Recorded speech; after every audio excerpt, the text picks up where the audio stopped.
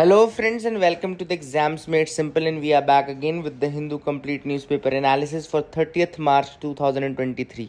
30 मार्च 2023 का the Hindu newspaper analysis देखेंगे।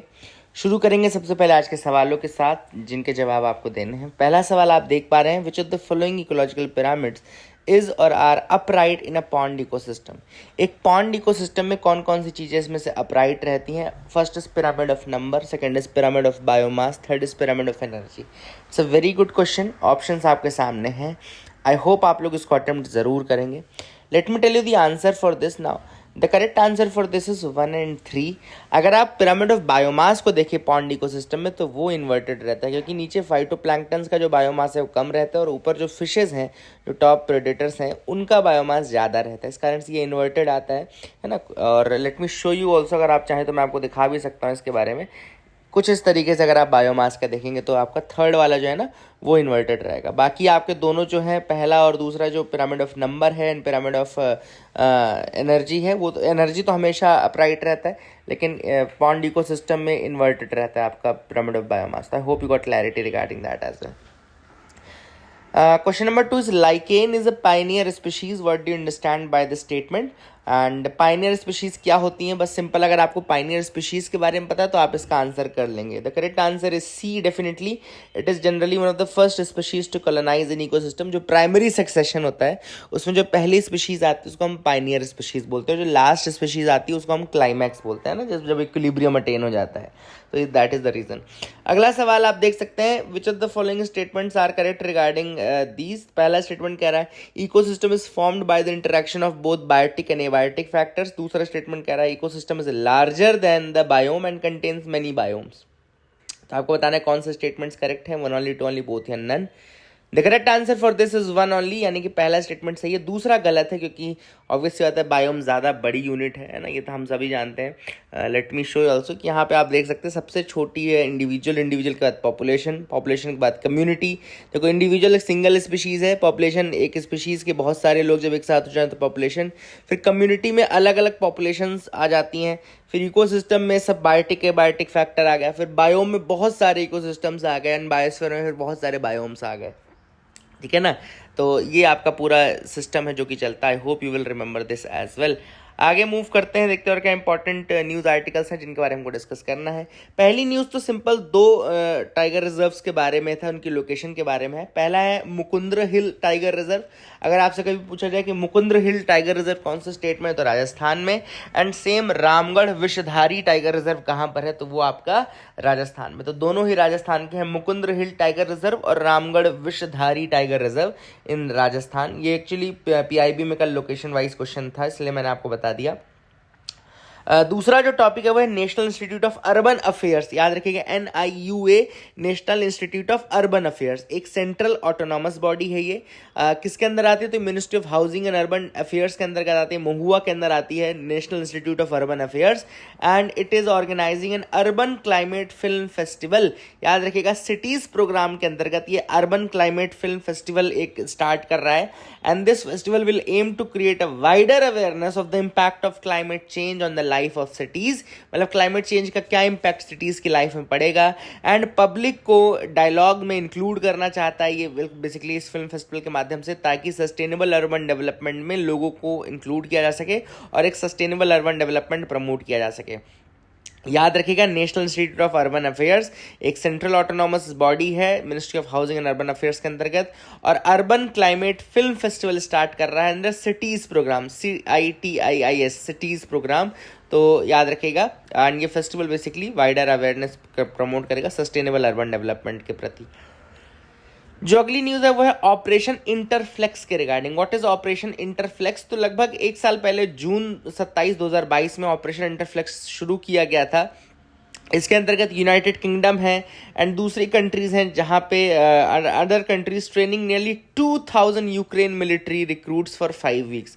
लगभग 5 वीक के लिए यूक्रेन मिलिट्री रिक्रूट्स को ट्रेन किया गया था। And this initiative is a part of UK's commitment towards military aid and support to Ukraine.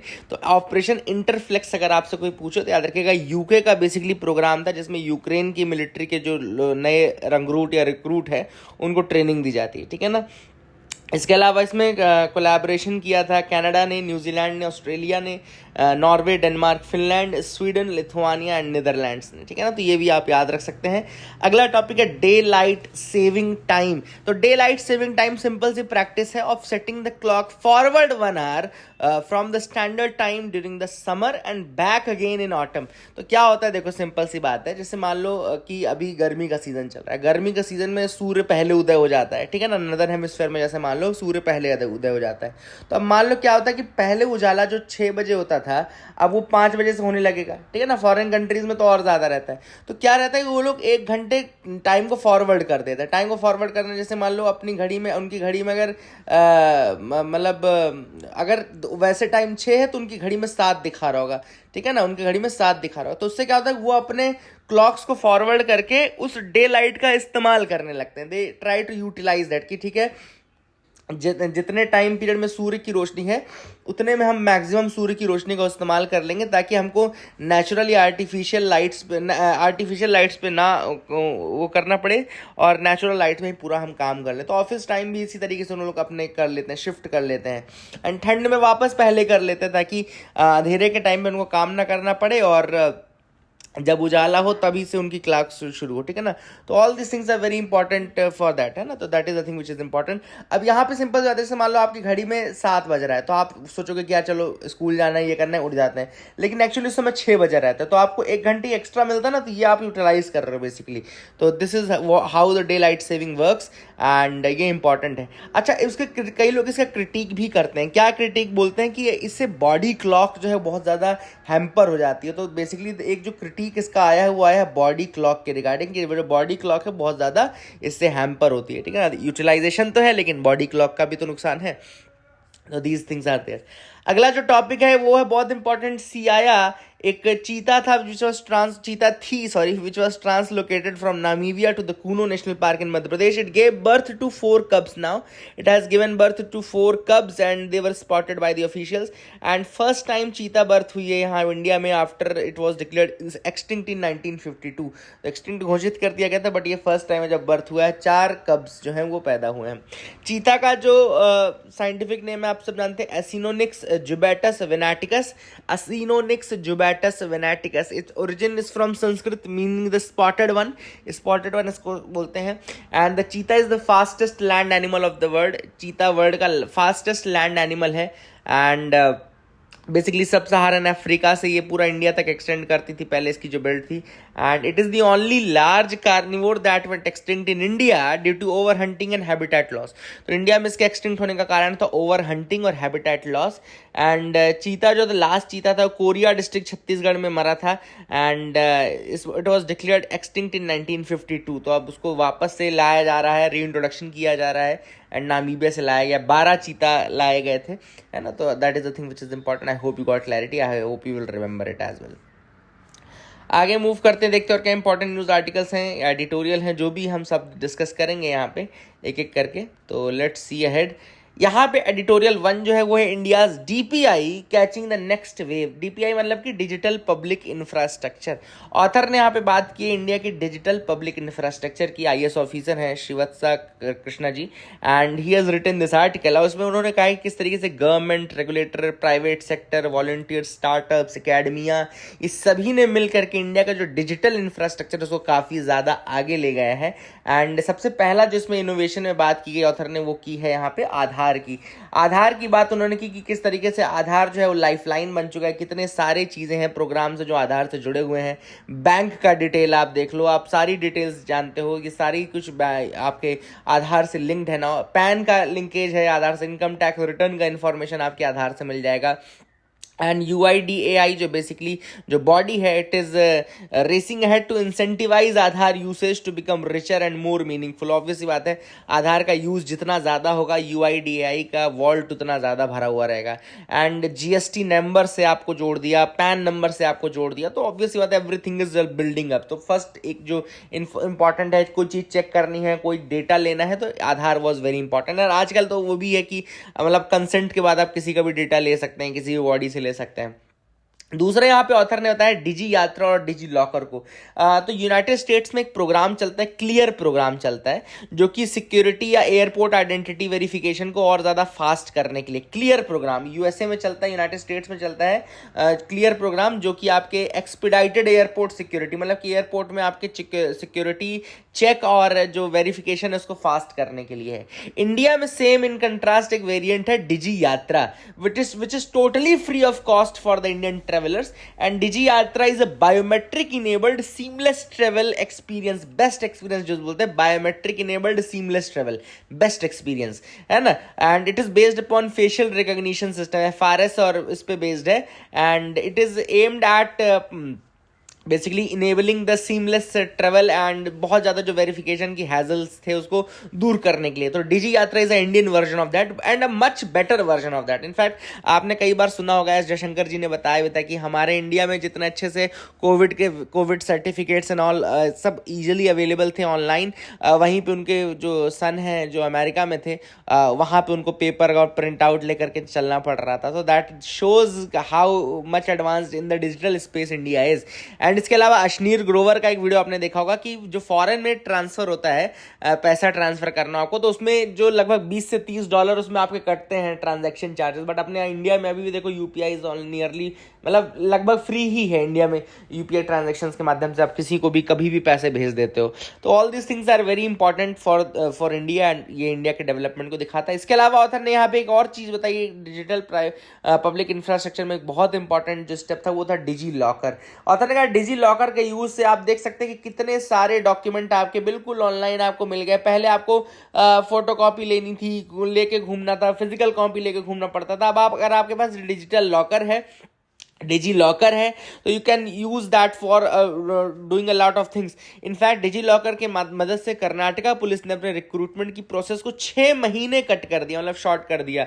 तो ये सारी चीज़ें अगर आप देखें तो काफ़ी इंपॉर्टेंट है। लास्ट जो डिजिटल पब्लिक इंफ्रास्ट्रक्चर में ऑथर ने बताया वो यूपीआई पेमेंट का ही बताया है कि कितने ज़्यादा ट्रांजेक्शन यूपीआई में हो रहे हैं। लगभग एक मंथ में $180 बिलियन से ज़्यादा का ट्रांजेक्शन किया जा रहा है। And this is very important, staggering 65% of India GDP per annum जो है वो उसका पूरा ट्रांजैक्शन यूपीआई के माध्यम से ही हो रहा है, ठीक है ना। तो that is the thing which is important. इसके अलावा ऑथर ने लास्ट ये बोला कि imagine what new Cambrian explosion will happen when ChatGPT will meet Indian stack. मतलब कि जब इंडियन डिजिटल इंफ्रास्ट्रक्चर में चैट जीपीटी जैसा कोई ट्रांजिशन होगा तो कितना ज़्यादा आगे बढ़ जाएगी पूरी प्रोसेस। तो all this things are very important in this article. I hope you got clarity.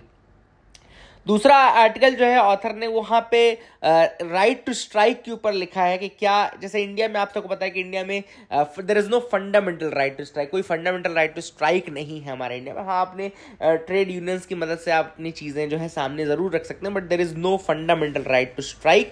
And यहाँ पे ऑथर ने यहाँ पे एक ज़रूर एक चीज़ बताई है। यहाँ पे ऑथर ने कहा कि देखो गवर्नमेंट क्या करता है, चाहे बिल्कुल स्टार्ट से ही ये चीज़ देखी गई है कि जब भी कोई ऐसी चीज़ होती है कि किसी को मतलब अपनी कोई रिक्वेस्ट रखनी है, स्ट्राइक करनी है, तो गवर्नमेंट उसको ईएसएमए में डाल देता है। ईएसएमए मतलब कि एसेंशियल सर्विसेज मेंटेनेंस एक्ट, ठीक है ना। एसेंशियल सर्विसेज मेंटेनेंस एक्ट जो है उसके अंतर्गत जो एसेंशियल सर्विसेज हैं उसको आप बंद नहीं कर सकते, उसमें आप हड़ताल नहीं कर सकते, स्ट्राइक नहीं कर सकते, इस तरह से एम्प्लॉयज कुछ नहीं बोल सकते। तो the first thing what they do is that they invoke the essential services maintenance act. दूसरा जो क्वेश्चन ऑथर ने कहा है कि भैया who defines what is essential. तो अगर आप ये देखेंगे तो ये भी डिफाइन करने वाला कौन है, it is empowering the government only to define any economic activity as essential, है ना। तो गवर्नमेंट के पास ही पावर है कि वो किसी भी इकोनॉमिक एक्टिविटी को एसेंशियल घोषित कर दे, और गवर्नमेंट ही बोल रही है कि आप बंद नहीं कर सकते। तो कुल मिलाकर के आप दूसरे लोग करें क्या, ठीक है ना। ऑथर का ये कहना है कि गवर्नमेंट तो ऐसे कल को किसी भी एक्टिविटी को एसेंशियल घोषित कर देगा जो गवर्नमेंट को लगता है कि भैया जिस सेक्टर में दिक्कत होने वाली उसको एसेंशियल घोषित कर दो, ठीक है ना। तो ऑथर नहीं कहे। अब ऑथर ने इसका बाद बताया कि आईएलओ की सुपरवाइजरी जो है वो आईएलओ बोलता है कि भाई राइट टू स्ट्राइक तो एक तरीके का बेसिक प्रिंसिपल है जो कि फॉलो होना चाहिए, क्योंकि लेबर्स इससे अपनी डिमांड्स रख सकते हैं, लेबर्स इसमें अपनी मतलब अपने वेलफेयर को प्रमोट कर सकते हैं, अपने इकोनॉमिक एंड सोशल इंटरेस्ट को पूरा कर सकते हैं। लेकिन ऑथर ने यहाँ पे ये भी बताया कि आईएलओ ने हालांकि ये ज़रूर कहा है कि कोई जो एसेंशियल सर्विसेज हैं उनको आप बंद नहीं कर सकते, प्लस जो गवर्नमेंट सर्वेंट्स हैं वो अपने गवर्नमेंट के अगेंस्ट स्ट्राइक नहीं कर सकते। ये चीज़ ज़रूर उन्होंने लिखी है, they can not enjoy the right to strike. अब ऑथर ने यहाँ पे बताया कि भैया देखो ठीक है, आपने बोल दिया कि कोई लेबर है, ये एसेंशियल सर्विसेज में है, चलो ये अब राइट टू स्ट्राइक नहीं कर सकता, you can not do right to strike. दूसरा कोई गवर्नमेंट सर्वेंट है, वो राइट टू स्ट्राइक नहीं कर सकता। बट ऐसे लोगों के लिए कोई एडीआर मेथड होना चाहिए ना, अल्टरनेट डिस्प्यूट रेजोल्यूशन का मैकेनिज्म होना चाहिए, या अल्टरनेट कोई रूट प्रोवाइड कर दो जिससे वो अपनी चीजों को सामने रख सकें। फॉर एग्जांपल सपोज पुलिस के लोग हैं, पुलिस के लोग अब बिल्कुल नहीं स्ट्राइक कर सकते, या पुलिस के लोग बिल्कुल नहीं अपनी डिमांड्स रख सकते हैं, otherwise it will be considered as मतलब एक तरीके से उनके द्वारा इनडिसिप्लिनरी एक्टिविटीज के रूप में आ जाएगा ये, एंड उनका केस कोई भी एक्शन लिया जा सकता। तो अब आप सोचें कि वो फिर वो अपनी चीजें किस तरीके से सामने रखेंगे, what will be the dispute resolution mechanism for them. So there should be a dispute resolution mechanism in place for these categories, जो अपने इस तरीके से अपने वो कर सकते हैं, ठीक है ना। तो I hope you got clarity. Author ने कहा democracy means an equitable distribution of power and ESMA basically monopolises the power. तो अगर आप देखें डेमोक्रेसी का मतलब तो है कि इक्विटेबल डिस्ट्रीब्यूशन हो पावर का, लेकिन ये जो ईएसएमए है ये एक तरीके से पावर को मोनोपोलाइज कर रहा है। एंड यहाँ पे ऑथर ने कहा सोशल डायलॉग का यूज़ करना चाहिए ताकि जो लोग हैं वो अपनी बातें सामने रख सके, उनके वेलफेयर का भी काम हो सके। I hope you got clarity regarding that as well. अगला टॉपिक जो हम पढ़ेंगे वो है understanding the Russia Belarus nexus. अब यहाँ पे अभी रिसेंटली रशिया ने कहा है, व्लादिमीर पुतिन ने कहा है कि that it is planning to station tactical nuclear weapons in Belarus. तो याद रखिएगा रशिया ने कहा है कि वो अपने टैक्टिकल न्यूक्लियर वेपन जो है वो कहाँ रखेगा, बेलारूस में रखने वाला है, and it will prepare Russia for future war and all, है ना। तो ये सडन अनाउंसमेंट क्यों किया गया, क्योंकि ऑब्वियस सी बात है यूके जो है वो रिसेंटली आर्मर पियर्सिंग राउंडिंग जो है यूरेनियम डिप्लीटेड यूरेनियम तो यूक्रेन को ट्रांसफर कर रहा है। तो इससे जो यूक्रेन का डिफेंस है वो स्ट्रांग होगा। तो ऑब्वियस सी बात है इस चीज़ से रशिया बहुत ज़्यादा नाखुश है, और उसने कहा कि चलो ठीक है अब हम अपने टैक्टिकल न्यूक्लियर वॉरफेयर जो है बेलारूस में रखेंगे, ठीक है ना। All this things are there.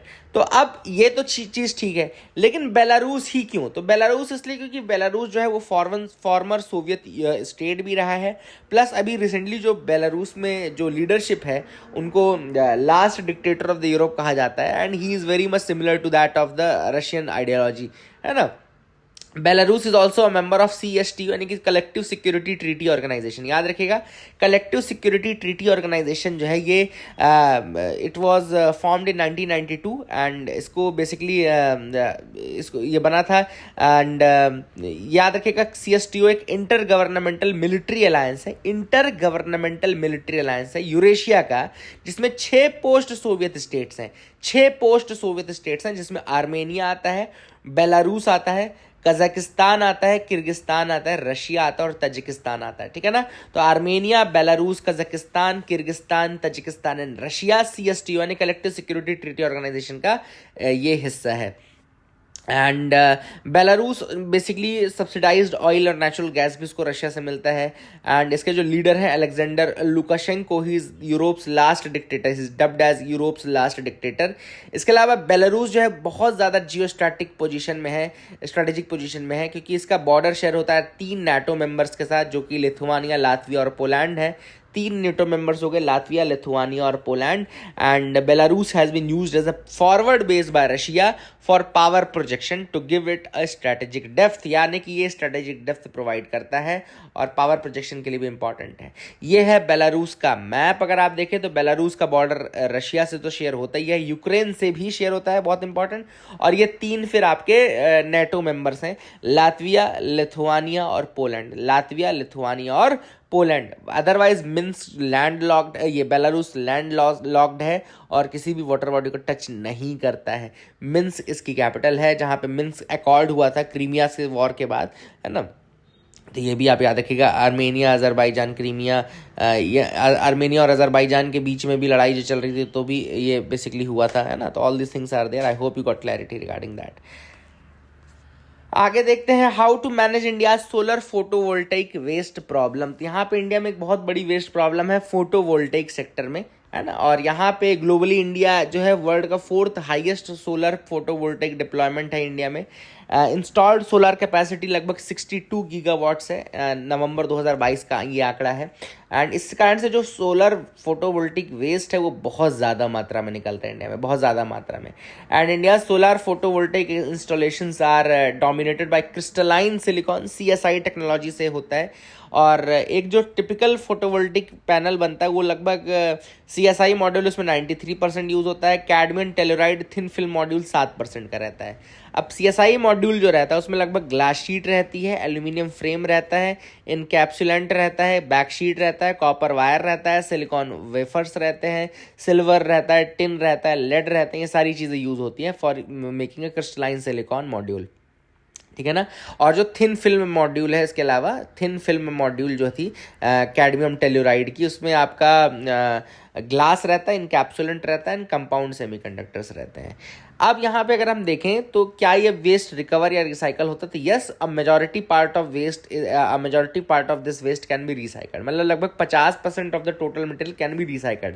लेकिन चूंकि इंडिया की टेक्नोलॉजी इतनी अच्छी नहीं है, इसलिए केवल 20% वेस्ट ही रिकवर हो रहा है and the rest is treated informally. तो बहुत सारा वेस्ट जो है वो जनरेट हो रहा है, और ये वेस्ट न केवल जनरेट हो रहा है बल्कि ये लैंडफिल्स में जा रहा है और फिर वहाँ पे बाकी इन्वायरमेंट को भी पॉल्यूट कर रहा है। तो इन गैप्स को कैसे फिल कर सकते हैं, तो यहाँ पे ऑथर ने कहा कि सिंपली पहले तो हम क्लब करें फोटोवोल्टेइक वेस्ट को विद अदर ई वेस्ट, है ना। अगर हम ये कर रहे हैं तो ये हम कंफ्यूजन क्रिएट कर रहे हैं। तो इंडिया को एक नई कैटेगरी ही बना लेनी चाहिए specifically to the photovoltaic waste treatment, and उसको मतलब भले आप ई वेस्ट की गाइडलाइंस के अंदर रखें, लेकिन उसको अलग कैटेगरी की तरह ट्रीट करें, उसको बाकी के ई वेस्ट से मिक्स ना करें, ठीक है ना। सिंपली उसको क्लब ना करें फोटोवोल्टेइक वेस्ट को विद द ई वेस्ट, उसको आप नई कैटेगरी बना के करें, ठीक है ना। इसके अलावा एक सेंट्रल इंश्योरेंस आप बना सकते हैं, रेगुलेटरी बॉडी जो कि सेटअप की जा सकती है for the financial losses incurred in waste collection and treatment. तो एक सेंट्रल इंश्योरेंस टाइप की स्कीम ला सकते हैं ताकि जो इंश्योरेंस है for financial losses in waste collection and treatment वो कवर किया जा सके। इसके अलावा ऑथर ने कहा है कि सेकंड जो है कि waste generated from photovoltaic modules and their components is classified as hazardous in India. To further drive home this label, a pan India sensitization drive and awareness program, मतलब एक फोटोवोल्टिक वेस्ट मैनेजमेंट के लिए एक pan India का sensitization drive शुरू कर देना चाहिए, वो यूजफुल रहेगा। एंड इसके अलावा considering that India's local solar photovoltaic panel manufacturing is limited, we need to pay more attention to domestic R&D efforts. तो हमारा चूंकि लोकल सोलर PV जो पैनल मैन्युफैक्चरिंग है लिमिटेड है, तो हमको R&D में ध्यान देना चाहिए, प्लस रिकवरी में भी ध्यान देना चाहिए कि किस तरीके से ज़्यादा से ज़्यादा हम वेस्ट रिकवर कर सकते हैं, ठीक है। I hope you got clarity regarding that as well. अगला जो आर्टिकल है, how caste discrimination permeates the language of meritocracy on campus. ये आर्टिकल मैं आपको वैसे बता देता हूँ बहुत सिंपल टर्म्स में, कोई ज़्यादा खास आर्टिकल नहीं है। इसमें बोल रहे हैं कि किस तरीके से कैंपसेस में या एजुकेशन सेंटर्स में किस तरीके से कास्ट डिस्क्रिमिनेशन होता है ना। तो यहाँ पे ऑथर ने कहा कि यहाँ पे गैस लाइटिंग की जाती है कई जगहों पे, जैसे कि कई कैटेगरी के स्टूडेंट्स को बोला जाता है कि भाई चूंकि आप रिजर्वेशन से आए तो आप आपके अंदर इतनी मेरिट नहीं है या इतने मेरिटोक्रेसी नहीं है। तो इस तरीके की चीज़ें बोल करके बेसिकली क्या किया जाता है, गैस लाइटिंग की जाती है, मतलब कि आप सामने वाले को डिमोरलाइज कर रहे हैं, डिमोटिवेट कर रहे हैं। ये भी एक तरीके का डिस्क्रिमिनेशन है। एंड ऑथर ने ये भी कहा कि ये डिस्क्रिमिनेशन कोर्ट में प्रूव भी नहीं हो पाता बहुत ज़्यादा, तो इस कारण से जो बच्चा रहता है, स्टूडेंट रहता है, वो अंदर ही अंदर घुटता रहता है ना। तो these are the things which are said, and meritocracy के बेसिस पे बहुत ज़्यादा डिस्क्रिमिनेशन किया जाता है। आगे देखते हैं और क्या इंपॉर्टेंट न्यूज़ आर्टिकल्स हैं जिनके बारे में हमको डिस्कस करना है, तो you can move ahead with me. No eviction for great Nicobar project. अब आपको पता है कि एक ग्रेट निकोबार प्रोजेक्ट जो है, जिसको government of India by the Andaman and Nicobar island integrated development corporation, एक कॉर्पोरेशन है Andaman and Nicobar island integrated development corporation, उसके माध्यम से ये स्टार्ट कर रही है। और ये जो प्रोग्राम है आपका अंडमान एंड निकोबार आइलैंड जो प्रोग्राम है ये निकोबार में, इसमें एक ट्रांसशिपमेंट पोर्ट बनाया जाएगा, एक एयरपोर्ट बनाया जाएगा, एक पावर प्लांट बनाया जाएगा एंड ग्रीन फील्ड टाउनशिप बनाई जाएगी। हालांकि यहाँ पे ऑथर ने जो ट्राइबल अफेयर्स मिनिस्ट्री है उसका ये कहना है कि इसमें ट्राइबल मतलब कम्युनिटीज़ का वेलफेयर देखा जाएगा, interest of the local tribes, जैसे कि शोम्पेन जो है वहाँ पे निकोबार में रहते हैं, शोम्पेन पीपल रहते हैं, तो वहाँ पे उनका ध्यान दिया जाएगा क्योंकि शोम्पेन एक PV पीबीटीजी है। एंड अभी रिसेंटली प्रोजेक्ट को स्टेज 1 क्लियरेंस दे दिया गया है for diverting 130.75 square kilometre forest land for the purpose of development and all. तो ये आप याद रखेगा। थोड़ा सा मैं आपको वहाँ की ट्राइब्स बता दूँ, अंडमान एंड निकोबार की पूरी ट्राइब्स। अगर अंडमान एंड निकोबार के एबोरिजिनल ट्राइब्स बोले तो 4 ट्राइब्स हैं, ग्रेट अंडमानीज, ओंजेस, जरावाज एंड सेंटिनलीज। ये 4 याद रखेगा। मेन जो एबोरिजिनल ट्राइब्स हैं 4 हैं, याद रखेगा, ग्रेट अंडमानीज, ओंजेस, जरावाज, सेंटिनलीज। इसके अलावा जो ट्राइब्स है उसमें आती है आपका ग्रेट निकोबारीज एंड इसके अलावा शोम्पेन्स भी हैं। शोम्पेन एक पीबीटीजी है, ये भी आप याद रखेगा। इसके अलावा एक और चीज़ यहाँ पे ऑथर ने बताया कि ट्राइबल मिनिस्ट्री का कहना है कि they are strictly following the protection of aboriginal tribe regulation, है ना, and they are protecting the interest of the Shompen people. तो all this things are there which are being followed. थोड़ा सा मैं आपको एक मैप दिखा देता हूँ, let me show you the map. सबसे ऊपर अगर आप ये मैप देखें तो सबसे ऊपर आपको दिखेगा the north Andaman. North Andaman के ऊपर आपको कोको चैनल दिखेगा। Coco Channel is ahead of north Andaman, ठीक है ना। फिर आपको यहाँ पे मिडिल अंडमान दिखेगा। मिडिल अंडमान के बाद साउथ अंडमान दिखेगा। साउथ अंडमान के बाद आपको लिटिल अंडमान दिखेगा। तो याद रखेगा, नॉर्थ, मिडिल एंड साउथ, उसके बाद लिटिल है। And south Andaman and little Andaman के बीच में आता है डंकन पैसेज। साउथ अंडमान और लिटिल अंडमान के बीच में आता है Duncan passage. And little Andaman के बाद आपका कार निकोबार शुरू होता है। लेकिन कार निकोबार और लिटिल अंडमान जो है, लिटिल अंडमान और कार निकोबार जो, उसके बीच में 10 डिग्री चैनल आता है। मतलब अंडमान एंड निकोबार के बीच में 10 डिग्री चैनल आ गया। अब कार निकोबार के बाद आपका लिटिल निकोबार आया, बट लिटिल निकोबार के पहले एक सोम्ब्रेरो चैनल आता है, और लिटिल निकोबार के बाद ग्रेट निकोबार आता है, जहां पे फिर लास्ट में आपको इंदिरा पॉइंट मिलता है। तो ये मैप आप जरूर याद रखिएगा। NCLAT upholds 1338 crore penalty imposed on Google. तो गूगल पे जो 1338 करोड़ की पेनल्टी लगी थी, क्योंकि उसने ऑब्वियस बात है एंड्रॉयड में, प्ले स्टोर में अपने ऐप्स और ये सब चीज़ें जो प्री इंस्टॉल करते हैं, इस कारण से उन्होंने मोनोपोली किया था। इस कारण से एनसीएलएटी ने उसको जो अपहोल्ड किया है 1338 करोड़ की पेनल्टी को। तो एनसीएलएटी के बारे में बता दूं, it was constituted under section 410 of the companies act 2013। Section 410 के अंतर्गत ये बनाई गई है 2013 के कंपनीज एक्ट के अंतर्गत।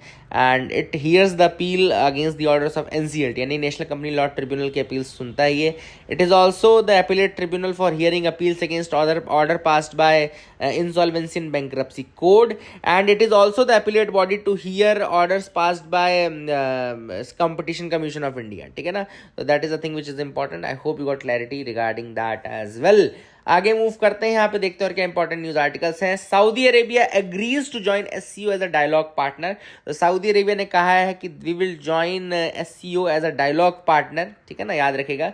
एंड इस एससीओ तो आप सबको पता है कि 2001 में स्टार्ट किया गया था, तब 5 मेंबर थे। फिर उज्बेकिस्तान 6th मेंबर के रूप में जुड़ा, फिर इंडिया और पाकिस्तान 7th 8th मेंबर के रूप में, और नाउ ईरान 9th मेंबर के रूप में, ठीक है ना। तो याद रखेगा, यहाँ पे 8 मेंबर्स थे अभी तक, India, Pakistan, Russia, and 4 central Asian countries थी, कजाकिस्तान, किर्गिस्तान, उज्बेकिस्तान, तजिकिस्तान, है ना। एंड इसके अलावा चाइना ऑब्वियसली बात है 8th member, and last 9th member है ईरान। और अब सऊदी अरेबिया जो है वो बोल रहा है क्या, Saudi Arabia saying that we will be joining as we can join as the dialogue partners. तो that is a thing which is important. SEBI pushes norms to ensure better disclosure, boost transparency. अब सेबी ने कहा है कि भैया देखो, कुछ changes हमको करने पड़ेंगे ताकि ट्रांसपेरेंसी बढ़े। तो सबसे पहला जो चेंज है, उन्होंने ये कहा है कि जो कभी भी अगर कोई र्यूमर आता है, तो if there is a rumour in market जो कि प्राइस सेंसिटिव मार्केट र्यूमर है, तो ऐसे केस में जो आपको 30 मिनट के अंदर या तो उसको एक्सेप्ट करना है या डिनाई करना है। यू हैव टू एक्सेप्ट और deny that with in 30 minute. दूसरी चीज, अगर कोई जैसे बोर्ड का डिसीजन होता है तो वो भी 30 मिनट के अंदर पब्लिक डोमेन में होना चाहिए। And SEBI made it mandatory for the top 100 listed companies by market capitalisation to verify, confirm और डिनाई और क्लैरिफाई एनी मार्केट रूमर, है ना। दैट वुड बिकम, ये 1 अक्टूबर से इफेक्टिव भी हो जाएगा। तो that is the thing which is important. And बाकी जो टॉप 250 लिस्टेड एंटिटीज हैं, तो वो अप्रैल 2024 तक का समय मिला, अदरवाइज 1 अक्टूबर से ही टॉप 100 कंपनीज जो हैं वो आ जाएंगी इस पर, ठीक है ना। तो ये बहुत इंपॉर्टेंट चेंज है जो कि किया जा रहा है सेबी के द्वारा। I hope you will remember that as well. Competition law amended to tighten the scrutiny of big tech firms. तो यहाँ पे लोकसभा ने पास किया है competition amendment bill 2022, competition amendment bill 2022 pass किया गया है, which is aimed at bringing greater regulation of corporates. ज़्यादा बड़े जो कॉर्पोरेट्स हैं उनका रेगुलेशन करने के लिए किया गया है, पर्टिकुलर जो बिग टेक्निकल फर्म्स हैं उनके ऊपर। यहाँ पे उन्होंने क्या किया, they are introducing threshold for approval by the competition commission of India and they are enabling cartels to avail the CCI settlement mechanism. तो कार्टल्स को सीसीआई का मैकेनिज्म प्रदान किया जा रहा है, प्लस जो थ्रेशोल्ड वैल्यू है, डील थ्रेशोल्ड वैल्यू, वो भी उसके लिए किया जा रहा है। तो यहाँ पे प्रेजेंटली जो सीसीआई है, it can impose a penalty only up to 10% of firms average turnover in the relevant market. मतलब कि अभी तक सीसीआई जो थी वो 10% तक की पेनल्टी इंपोज कर सकती थी इन द रेलिवेंट मार्केट। मतलब अगर इंडिया के केस देख रही है तो केवल इंडिया के मार्केट में कितना टर्नओवर है उसका 10%। लेकिन अब जो है उसमें पेनल्टी के रूप में वो रेलिवेंट मार्केट में नहीं बल्कि ग्लोबल मार्केट में उसका कितना टर्नओवर है, पूरा ग्लोबल कितना टर्नओवर है, उसकी 10% को आप कर सकते हैं। तो इससे जो पेनल्टीज है they will be much higher now, है ना, ज़्यादा बड़ी पेनल्टीज रहे। तो ये जो डील वैल्यू थ्रेशोल्ड है, इससे एक तो मतलब जो सीसीआई की स्क्रूटनी है वो काफ़ी ज़्यादा इंप्रूव हो जाएगी, बढ़ जाएगी, प्लस सीसीआई की वैल्यू भी बढ़ जाएगी कि ऑब्वियस सी बात है, ज़्यादा पेनल्टी आप लगा सकते हो तो उसकी खतरा ज़्यादा रहेगा कंपनीज को, बड़ी कंपनीज को specially. So all this things are there. That is it for the day friends. I hope you like the video. Please like and subscribe. Keep loving us, keep sharing us. Thank you, have a nice day.